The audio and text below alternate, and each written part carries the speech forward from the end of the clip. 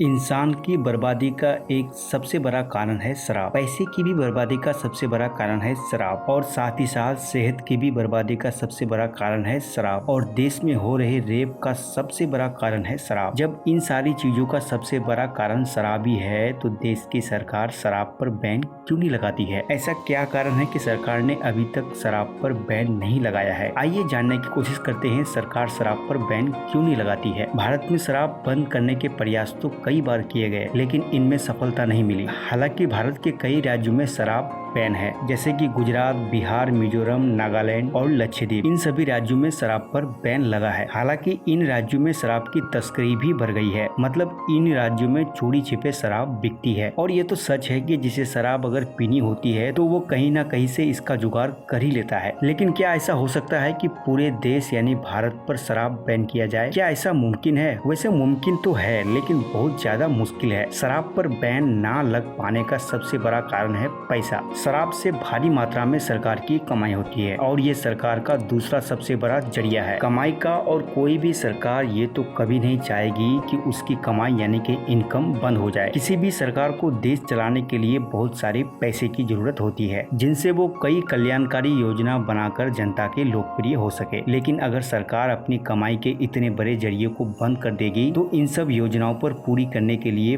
पैसे की कमी हो जाएगी, जिससे जनता के लिए सरकार बुरी हो जाएगी। अब ऐसा भी नहीं है कि सरकार के सारे कामकाज सिर्फ शराब की कमाई से ही होती है। सरकार की कमाई के कई सारे सोर्स हैं और वैसे भी देश में गुजरात सरकार काफी लंबे समय से बिना शराब की कमाई के अपने सारे काम कर रही है। तो अब आप अच्छे से समझ गए होंगे कि सरकार शराब पर बैन क्यों नहीं लगाता है।